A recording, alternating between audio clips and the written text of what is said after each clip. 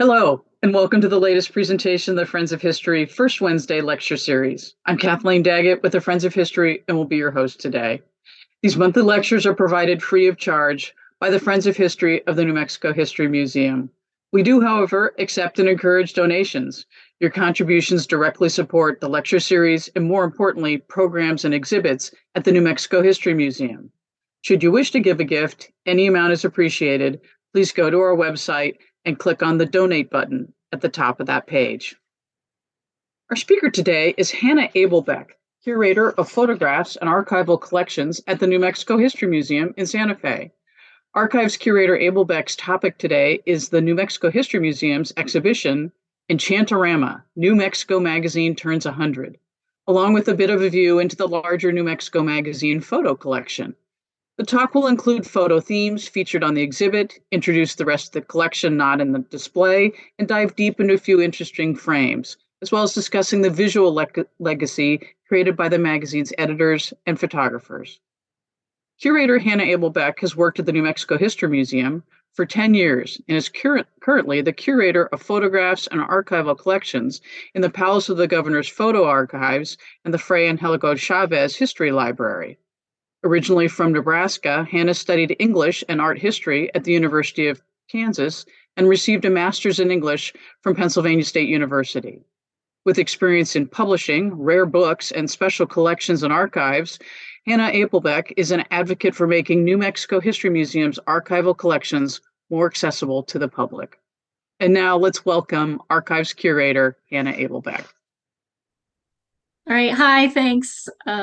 I'm Hannah, and I am going to present to you EnchantOrama's Lenses, photographs from the New Mexico Magazine collection. So the topic and the purpose of this talk is the current New Mexico History Museum exhibit, EnchantOrama. It's open now through February 2024. And it introduces highlights from our state magazine's 100-year history. We thought this exhibit would be a good chance to show off our collection of original magazine material, to draw attention to the past 100 years of marketing and promoting the state, and to show off just a little bit of how much there is to care about from all across the state. All exhibitions require extensive collaboration. Alicia Romero, center here, was the lead curator on this exhibit, and I was a contributing curator along with Kathleen Dull, one of our librarian archivists. Alicia and I worked from the magazine, and I also worked from our extensive archival collections. My key role in the project was looking for previously overlooked and undigitized images to consider and include. We looked for themes that crossed the history of the magazine, as well as images and examples that illustrated the themes we identified. In addition to support from the magazine staff itself, one thing that made this exhibit possible is that within the New Mexico History Museum, the Fray Angelico Chavez History Library holds a near complete run of the magazine, which is about 25 to 30 linear feet of material. And yes, linear feet, that's how we think of this stuff. If you stacked the whole magazine back to back, it would make a stack of magazine about 5 people high. Beyond that, the photo archives holds 30 to 40 linear feet of original photo material that was transferred directly to us. On this slide, you can see just 2 of the 3 filing cabinets that hold New Mexico Magazine material. And on the right, just the second drawer alone open. And each of those hanging file folders in that drawer also contains material, slides, negatives, and prints. This particular folder we pulled for use in the exhibit. The yellow stickies are the folder number so that we can refile things properly. And those blue notes say, "Pick me." In other words, for each photo that we already digitized in the past, and for each element that exists in the exhibit, there's much, much more behind the scenes. Nobody who helped with this exhibit not Kate Nelson and Molly Boyle, who were magazine editors, not our staff, not I, not Kathleen, not Alicia. None of us was able to really look at the entire 100 years of content at our disposal and continue doing our regular jobs. Plus, there's additional material at state archives that we didn't get the chance to tackle. This photo here shows one of the 4 former filing cabinets that we prioritized for rehousing in 2021 with support from the New Mexico Historical Records Advisory Board. These archival boxes contain mostly black and white prints and photos that appeared in the magazine before 1970. In each of these boxes are folders, and in each folder are more images. The folders in this picture have been carefully labeled by a volunteer, who is Alan Perlman, or they were more recently labeled by me during that Historical Records Advisory Board project. One outcome of the attention that the collection received during that Historical Records Advisory Board project is a much improved finding aid. This is not the most exciting subject for most of the public, but if you're new to or old to archival research, you'll know a finding aid is something like a combined outline and inventory of a collection. A lot of work is still needed on our New Mexico magazine photographs. It needs to be organized, described, and a little better housed and cared for. But the work we did during COVID is a huge leap forward. For example, folder titles are now listed for much of the material, which makes looking for images within 30 to 40 linear feet of material much more thinkable. Another set of material that we have, which is related and not online yet, is the Mark Knoll collection. Knoll donated it to us over the past 5 years. He created photographs for the New Mexico Department of Tourism and Economic Development for over 30 years and was a primary contributor to the visual impact of New Mexico magazine. And volunteers Greg and Judy have done work to inventory his donations. On the left is the box Judy is working on right now. And on the right are 2 cameras Mark Knoll used when he worked for the magazine and which he loaned for the exhibit. And here's a good example of a Mark Knoll image and one we digitized just so that we could use it in the exhibit. These 2 boxes here, I'm starting out this presentation with a bunch of pictures of boxes. But I want to give you guys a sense of like what the archival collection is and what it looks like and how it's used. These 2 boxes contain material that I pulled while browsing the collection, just looking for material to include in the exhibit. In this picture, none of the images in these boxes right now were selected for digitization. And some of them are just as great as other things we picked. And photographer Alex Traub came in for a couple of shifts during the project to help me look for color landscape photos, which is a good chunk of what is on that box to the right. From the 2 boxes of material we pulled, only some were selected for digitization. I had help from a contract photo archivist, Hall Frost, who actually scanned the images in time for the graphic designer to incorporate them into the exhibit. And we're still working with them. Our volunteer, Greg, previously mentioned, is right now going back and refining the captions and other metadata like creator, date for the new scans, and doing additional cleanup beyond what we could get done in time for the exhibit. He also doesn't know it, but when he's done with the captions, he'll help me refile all this material I pulled. I hope that gives you a sense of the quantity of material we have and the quantity of material we were trying to get our arms around when working on this project.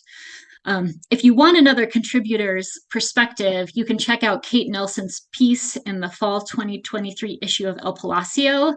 In The Accidental Archivist, she writes about her ability to aid in our process, describing, and this is her words, quote, years of inept research by a long-term journalist.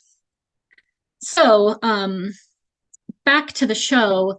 If you come to see the exhibit in person, you'll notice that we chose highlights and themes over a chronology of the publication. Some of those themes are about the changing work of magazine publishing itself. Others are about the relationship of the magazine to the state's economic development initiatives. Other themes are about the magazine's investment in and repetition of the tricultural myth, which is another thing it was selling. Each of the section headings in the exhibit are phrases directly from headlines, stories, or advertisements in the magazine. In one sense, the challenge of the whole magazine for those who worked for it or those like us trying to interpret it, as curator Alicia Romero observed, is related to the whole challenge of the magazine and what she referred to as telling the same story over and over and over for 100 years. And if I were to say it, I'd say the story the magazine tells is something like, New Mexico is a unique and interesting place, and you should come visit. It's a story that we are still trying to tell again and again.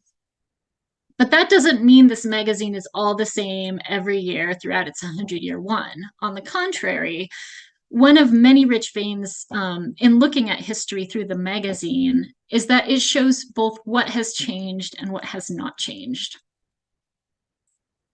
If you know anything about the history of this magazine, the oldest state magazine in the US, you might know that New Mexico Magazine started in 1923 as an illustrated newsletter from our state's highway department. Most people who have looked at the Highway Journal note that it is boring. I apologize for the quality of the scan, but the cover image here is, quote, Federal Aid Project number 20A, Lincoln County. It's a picture of a road. But I'm a person who's kind of interested in this boring stuff anyway. In the advertisements for grading machines, in the tables of statistics, and in the whole framing of the newsletter, arguments and weird editorial cartoons supporting and arguing for an emerging state-subsidized automobile culture. There's also really bad poetry. If you know photographs and you think a lot about context and you flip through these pages, you'll notice things. So, for example, in 1926, the first color issue ever also features a cover photo and a feature story illustrated with photos that I recognized immediately. The color covers photo is by Edward Kemp and or Josephine Kemp. And in the magazine, they're only credited to the Santa Fe Transportation Company. The feature story in this issue is actually a plug for the Harvey Indian Detours trips. And this mutual interest in, detours, car tourism, and New Mexico Magazine is apparent even in the second issue. I know there are folks out there who don't think Harvey Indian Detours is boring at all. And just for context, on the right is a scan of a hand-colored version of this image, which is mirror reversed, that is in the Photo Archives collections, part of a set of lantern slides that was also used in projection and during lectures to promote railway and automobile tourism in northern New Mexico, and to promote the Santa Fe Railway and the Indian Detours specifically.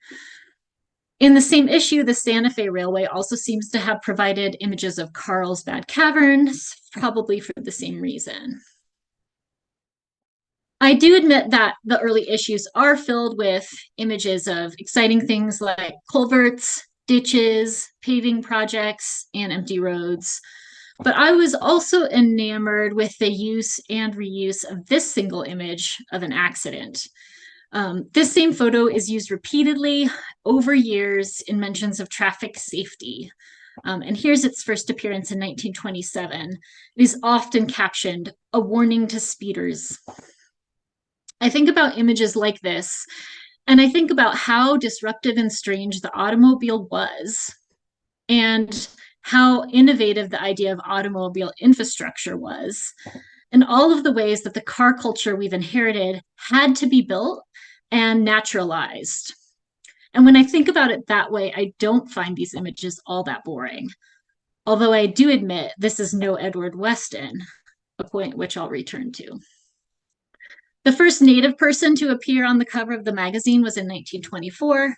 She was not identified by the magazine, but I recognized her based on a related image in the Photo Archives collection, and it was Potter Margaret Tafoya of Santa Clara Pueblo, dressed for fiesta. One thing that shows up right away in the magazine, even in this era, is a clear relationship between themes of Western expansion, economic development, and empire. This special supplement in the magazine's first year starts with the headline, "Highway building now blazing the trail for permanent development of this vast empire." This sense of New Mexico as a land to be conquered and exploited is consistent through the first 50 years of the magazine's publication.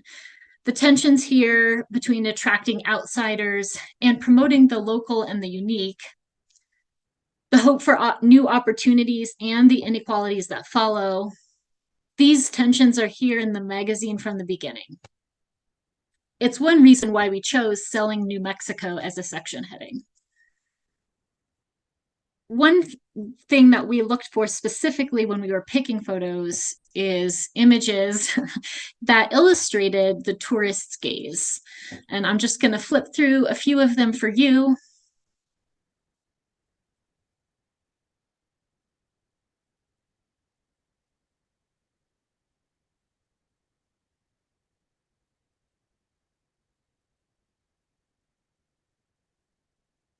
And I think that you can see here this sort of continual framing and focusing on a photographer and photography as a medium. So it's not the only way this tourist gaze shows up in the magazine, but it is pervasive, and it's really interesting to think about this gaze and the presumed audience for the magazine when you look at these photos. This particular image we selected as one of the section feature images, in part because of how well it captures a number of key ways the magazine chose to feature the state and frame how it presented the state. Not surprisingly, the magazine not only had this particular photograph, it also had a photograph from the man here perched on the bumper.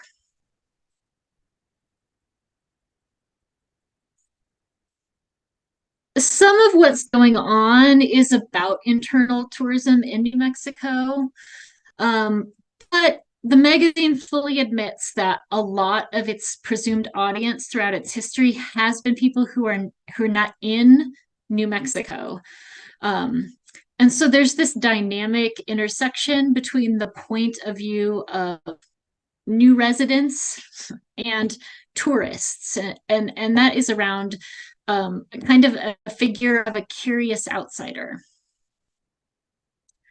Because of this pervasive and dominant point of view, the magazine's coverage of New Mexicans, both indigenous and Nuevo Mexicano, is sometimes alienating and quite frankly racist. When looking at the magazine, New Mexico magazine editors Kate and Molly kept a category they called cringe to flag the worst material along these lines.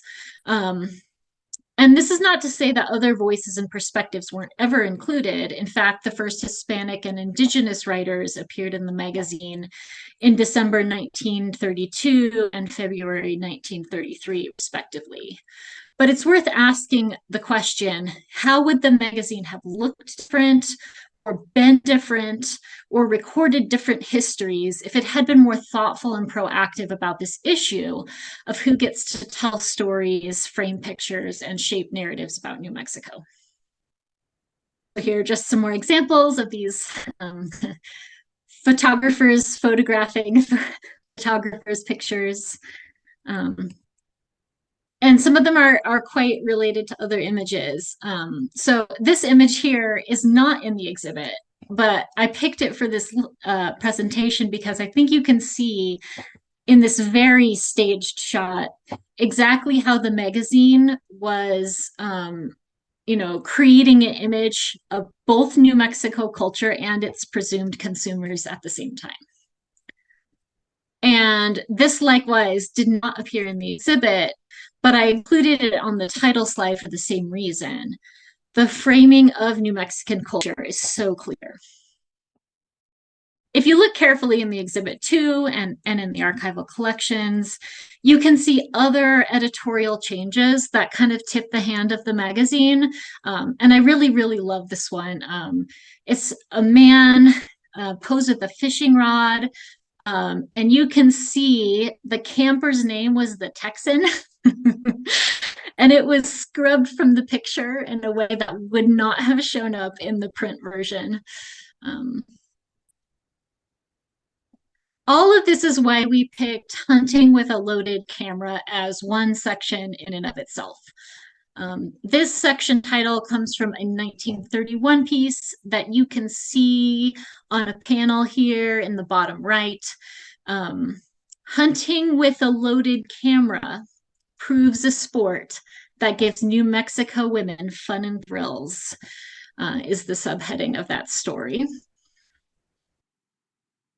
When the Highway Department and Game and Fish merged their newsletters in the 1930s, this hunting with a camera was a major theme that appeared in the Conservationist, and that was the Game and Fish section of the magazine. And in the upper left, and I'm so sorry, it's so blurry, is a spread called Hunting with Gun and Camera, which appeared in 1938. And while New Mexico Magazine claims it launched its first annual photo contest in 2002, in fact, if you look at these old issues, you can see previous contests and open calls for contributions, even in the 1930s. And again, the blurry bottom center is an announcement for a 1931 photo contest, $200 prize for the best game and fish pictures. And on the right, the winner of that 1931 photo contest, Helen Taylor of Raton. Speaking of Edward Weston, the Camera Touring New Mexico feature, which sometimes featured open submissions from the public or from various professional photographers, also for a number of issues included work from one of the most significant 20th century American photographers. And I think this is another legacy of the magazine, that amazing photographers continue photographing the state and contributing to the magazine to this day. In 2002, as mentioned before, New Mexico Magazine relaunched its photo contests and invited submissions from the public. And this is a big deal annually.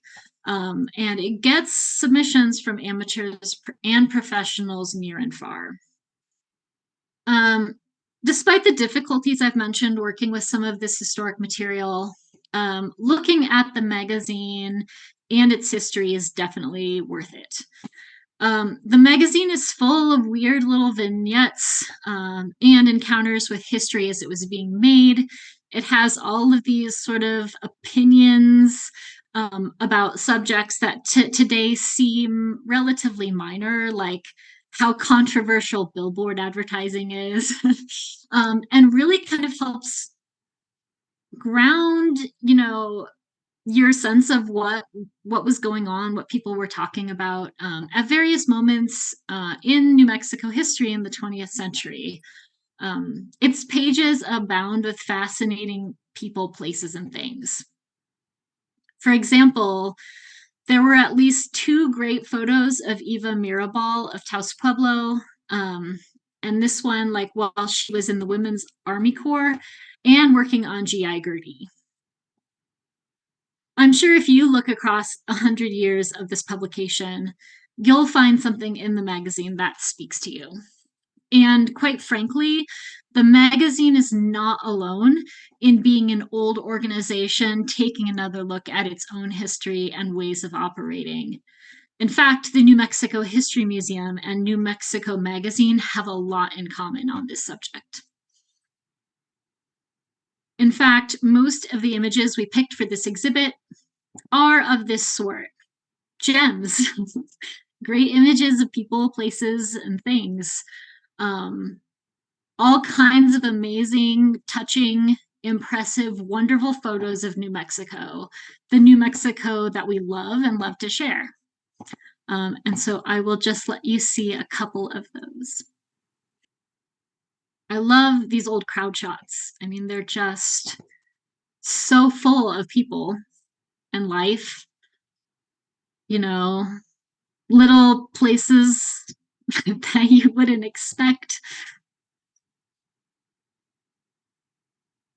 You know, all of the great outdoor scenics, right? That New Mexico landscape that is hidden and majestic.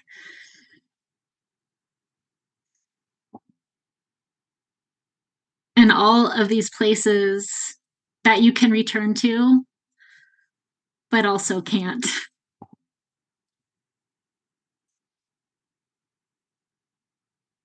And that is a quick introduction to the collection and the exhibit.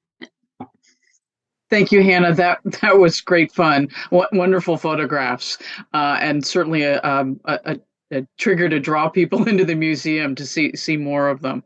But I appreciate also the great look behind the scenes. Your opening session of all those archival boxes just makes you feel like, uh-oh, this is what your real life is behind the scenes, digging through boxes and file cabinets. Thank you.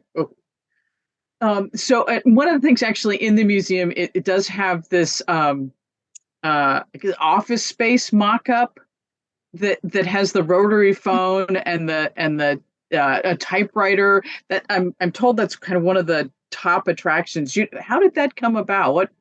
What made you guys think that was? Well, it turns out to be a great piece, but what brought everybody to that?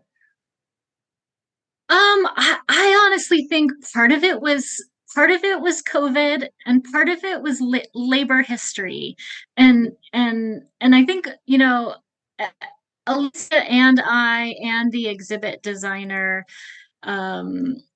Lila, I think, you know, fairly early on, we kind of thought that this would be a good idea. I think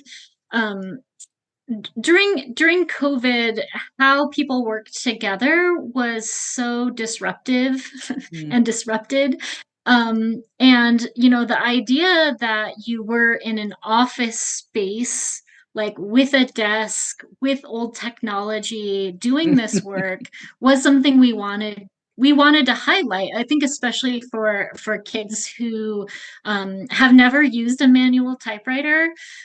So much of the magazine content that we were looking at, you know, we know people typed it on a typewriter and then they went back with red pencil and made their edits. And, you know, there are even a few photo materials in some cases in the exhibit where you can see a little bit of the magazine process in terms of working with photographs, like literally pasting collages together and then rephotographing them, you know, notes on the back of them that say reduce the size, crop marks on the face of the image themselves that were used for layout. So we wanted that sense of tactile work, and also just to draw in the idea that you know, a lot of people participated in and contributed to this joint project over a really long time, because sometimes that you know, way of working also seems to be vanishing. I mean, the number of staff that you could have working on a print publication in the height of the print era was very different than magazine staffing these days. So we wanted all of those things to kind of tie together, and we thought that sort of mid-century office could do that. And there are also a few pictures in the magazine collection of shared workspaces in Santa Fe of that time, where you have a room that's just full of desks and you can see everyone there with their manual typewriters and their phones, and to sort of evoke that noisy, busy in-person workspace. It was one of the things we wanted to do. That's great. Yeah. And I suppose that the tie between, there's so many pictures of photographers and then hopefully some pictures of journalists as well doing the other half of the work. But yet all those pictures of, as you point out, the photographers, but also the vehicles and of tourists themselves. I mean, nowadays I work to, I guess I'll say, have fewer extraneous people actually in my photo in the subject of whatever I'm doing. And it's interesting how that there's a whole theme there of them throwing people into these sometimes odd places as tourists. But great, you guys pulled that out. Yeah. That's a great theme. Yeah, it's really fun. And I will say, although this presentation focused on photography specifically, there's a whole nother theme in the exhibit about writers and their contributions. Because it's a magazine, it's a text thing, but there is a way in which you don't want to subject people to so much text in an in-person exhibit that that's one of the challenges of doing an exhibit about a magazine. So if you love writers and you love writing, this might also be an exhibit for you.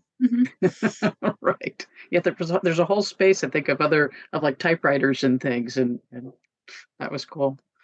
So yeah, and it's like we pulled out some old office supplies, erasers, pencils, and again on you mentioned like how tourists interact with photography. I think it really has changed a lot.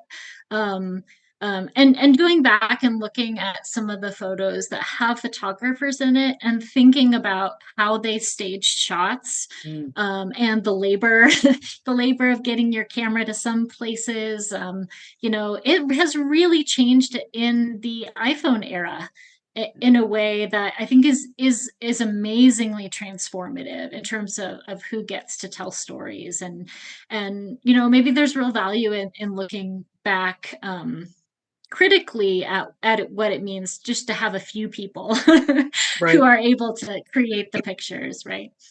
Yeah. And expensive. We all take a lot of pictures. Before, there used to only be a few pictures taken because each one costs money to be developed and such. So now we get so many more shots. Oh, exactly. Yeah. Right. So what else? Your the collections and photo archives.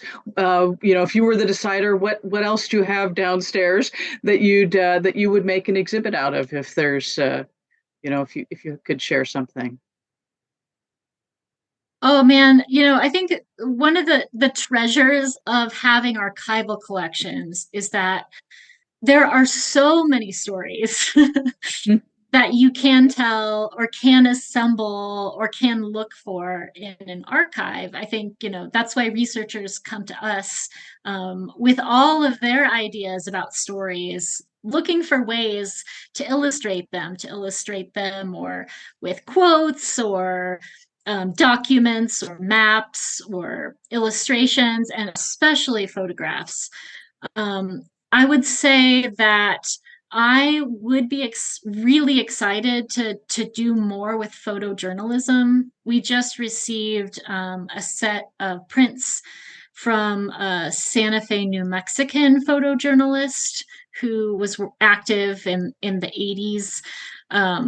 And I think that some of that stuff is really exciting now to look back. I feel like, oh, the 80s doesn't feel so much like history, but it's starting to feel a lot like history. And it was really interesting. He had a set of images that he had taken, and on the envelopes he had scrolled Navajo illness, but this was the hantavirus, right? Like those moments where something shifts or changes, that become really interesting to look at again. I think especially things that are starting to be, 50 years ago. So, I mean, that's one thing that I think would be great. But, we just have so much material and so many different types of images that it's like choosing your favorite child in some ways. Right. What do we send upstairs to the exhibit hall? Yeah. Mhm. I know you're an advocate for trying to make the museum's archives collections a little bit more accessible to the public, just to more different people. What are some of the ideas of doing that, or do you guys have plans in place to try to get things out to the public? Yeah, we've been actively working to do some, I'm going to say big pilot projects to rethink and refocus how we get information to researchers. You know, some of my predecessors were slower to adapt to technology. The photo archives didn't have a computer before 2003. Okay. And that really changes how you think about how people access the collection, look for information in it, and how you share it. So we've done a lot of helping researchers on site, but we really want to make a bigger digital push. And so we're working on a couple of simultaneous big projects right now to sort of figure out what our capacity is. And a number of them are worth highlighting, but the two biggest ones at the moment are we are digitizing the Edgar Lee Hewitt collection, both the papers and the photographs, and hoping to publish all of that online.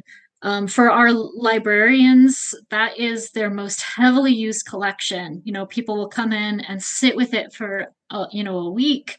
And because our museum founder was so prolific, all these people move through the correspondence in the collection and all of these things that were going on with the founding of our museum system and important stories in the Southwest, like archaeology.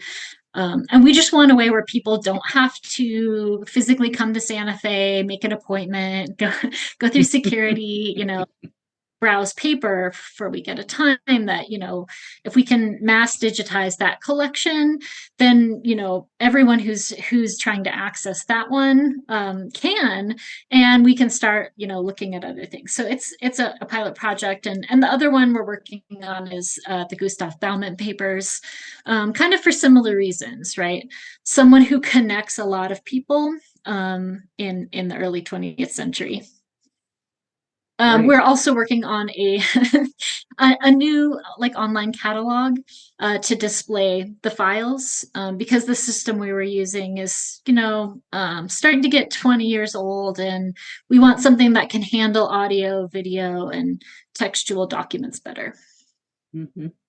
Yeah, I love digging through. I get lost in the online photo collections, and so I can imagine researchers getting lost in the paper files as well, online. So the more you can put online, that's although it's easy to get lost in the history museum's online collection. It's wonderful.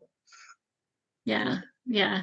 No, for sure. And for what we're able to offer online, again, there's much more that we don't have the resources to digitize. And so that you have to use a finding aid to figure out if there's something relevant that you want to pursue. But the goal is to have more of that, to have more searchability, both at the sort of descriptive text level with finding aids, but also a lot more digital objects. Great. Oh, have at it. Keep doing it. Get it out so we can see it. Well, so Anna, this thank you very much. This lecture is pre-recorded though, so on behalf of everyone else, I'm hoping our audience can reach out to you if they have questions from either your presentation or just, hey, let me now that I know that who you are, asking some questions. You left your email there, and hopefully we'll show it here on screen, and hopefully people can reach out to you. Yeah, that's great. We have a lot of questions. People notice things that we don't. We often have someone who, there's one image in the exhibit of a potter on the portal, and we put it on Facebook, and someone was like, "That's my grandmother." So, there Those are are great. a lot of un or under identified, photos in this collection that, would benefit from some context. And we welcome feedback, and if you have questions about this collection or other materials that we have at the New Mexico History Museum, you're welcome to reach out to me. Excellent. Thank you. Any last Mhm. comments, Hannah, as we wrap up? Come see the exhibit. And think, right, if you want to tell stories about New Mexico, how would you do it? What's important to share? What makes this place so interesting? I think that the wealth of perspectives does not even end with what we chose for that exhibit. Yeah. Well, great. Thank Mhm. you again. This has been excellent. For our audience, let me echo it. If you're able to get to the New Mexico History Museum, be sure to visit the EnchantOrama New Mexico Magazine Celebrates 100 exhibit. They've got it says learn why, how the publication was began, view a bunch of magazine covers. It's a very cool section there, and then see lots of their photos and written materials published in the magazine since 1923. The exhibit will be on display through February 16th, 2024. So please, again, schedule yourself into the museum. In closing, a reminder to visit our website at friendsofhistorynm.org, where you can watch past Friends of History First Wednesday lectures. Click on the lecture series link at the top of the page, then past lectures to see the list. If you wish to learn more about the Friends of History, our lectures, or our activities, join our mailing list or email us at nmhmfriendsofhistory@gmail.com. And finally, please consider making a donation to Friends of History, no matter the size, through our website so that we can continue to support programs at the New Mexico History Museum. And thank you to everyone who has already contributed to the Friends of History. We'll see you next month. Thank you and goodbye.